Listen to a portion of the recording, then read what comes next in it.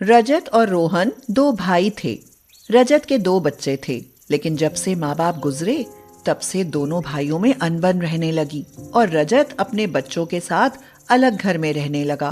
रोहन ने स्नेहा से शादी कर ली। एक दिन रोहन बोला, स्नेहा, मैं तो ऑफिस चला जाता हूँ पूरे दिन के लिए। अकेले में कैसे मन लगता है तुम्हारा? क्या करूं, सबकी सास होती है जिनकी नोक झोंक से उनका समय कट जाता है। मेरी तो सास भी नहीं है। आपकी वो मौसी भी अकेली रहती है ना, आप उन्हें यहाँ क्यों नहीं बुला लेते? आखिर आपकी मौसी भी तो मेरी छोटी सास ही लगेंगी। अरे ना बाबा ना, मौसी तो वहीं ठीक है। अगर मेरी मौसी यहाँ आ गई तो तुम्हारे घर छोड़ने की नौबत आ जाएगी। मुझे डरा रहे हो? ऐसे क्या वो मुझे खा जाएंगी? अरे रहने ही दो, मौसी जी से तो राम ही बचाए। मौसी के आने का मतलब है कयामत आना। पता नहीं, आप तो ऐसे डरते हो जैसे आपकी मौसी ना हुई कोई भूत हो। अरे अभी तुम उनसे मिली नहीं हो ना, जिस दिन मिल लोगी उस दिन तौबा कर लोगी। कई साल बीत गए, स्नेहा के दो बच्चे भी हो गए, लेकिन कभी मौसी से मिलना नहीं हुआ। लेकिन घर में जब भी उनका जिक्र होता था, स्नेहा बड़े उत्साह से उनकी कहानियां सुनती थी। एक दिन रोहन ने स्नेहा से कहा, स्नेहा, जल्दी जल्दी से इस घर का हुलिया ठीक करो, मेरी मौसी आ रही हैं। अरे वाह, आज इतने सालों बाद आपकी मौसी आ रही हैं। कोई बात नहीं, आने दो। मेरी तो उनसे मिलने की बहुत इच्छा है। मौसी का भूत जल्दी उतर जाएगा, मैं चला उन्हें लेने। हड़बड़ाहट में रोहन उन्हें लेने रेलवे स्टेशन पहुंचा। मौसी जी, चरण स्पर्श। मौसी बोली, कहाँ था नालायक, मैं कब से इंतजार कर रही थी। चल, अब मेरा मुंह क्या देख रहा है, सामान उठा और जल्दी चल। मौसी घर में चारों तरफ देखते हुए बोली, ये घर कभी मेरी बहन का होता था, अब तो कोई पूछता ही नहीं। हाँ। ये क्या मौसी जी, आपका घर है, जब मन करे तब आ जाओ। मैंने कब कहा तेरी बीवी का घर है? आखिर बहू है कहाँ? बुलाता हूँ मौसी जी। स्नेहा, जल्दी बाहर आ जाओ, देखो मौसी जी आई हैं। स्नेहा आई और बोली, नमस्ते मौसी जी। मौसी बोली, नमस्ते, थोड़ा झुकना नहीं सिखाया माँ ने? सच में आजकल लड़कियां सिर्फ हाय हेलो करना ही जानती हैं, पैर छूने में तो उनकी कमर लचक जाती है। अरे रोहन, ये क्या पहनावा है तुम्हारी बीवी का?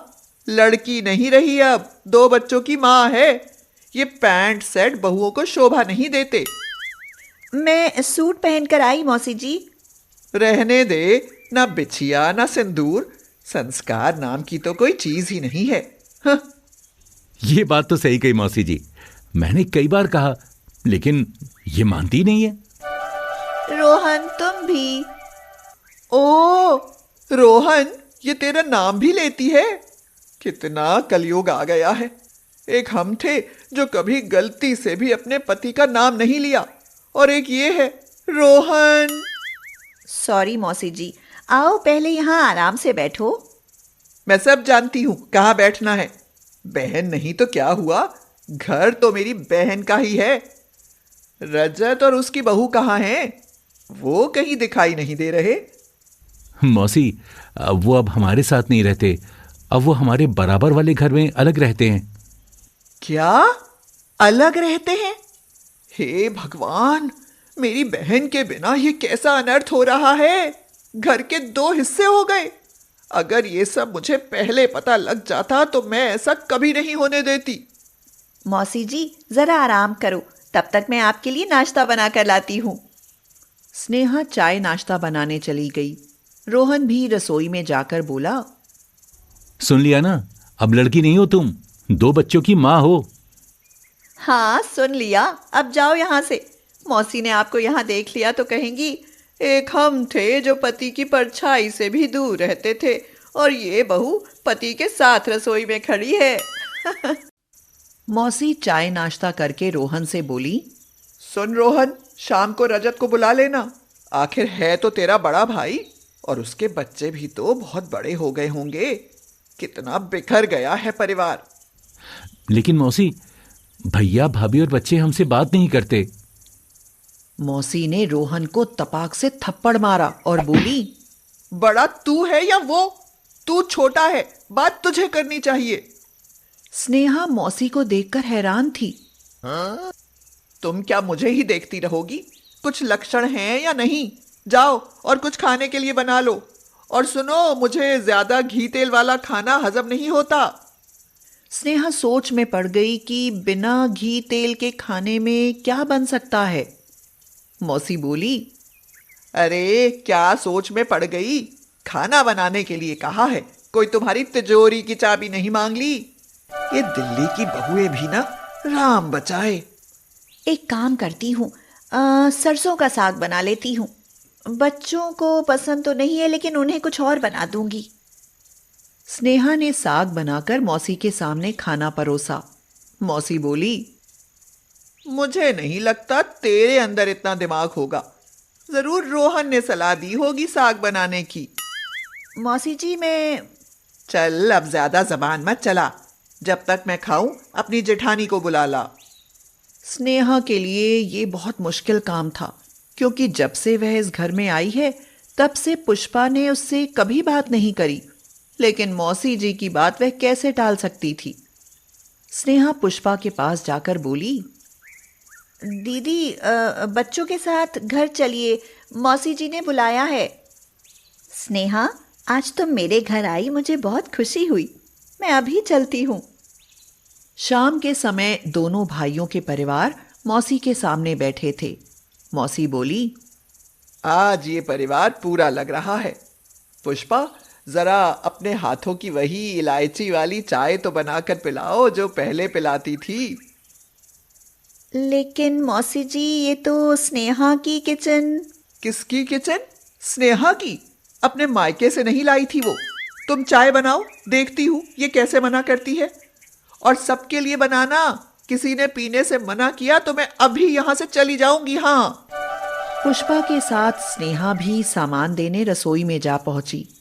स्नेहा बोली, दीदी, बड़ी अजीब हैं मौसी जी। ये ऐसी ही हैं। इनके सामने तो मम्मी जी भी नहीं बोलती थी।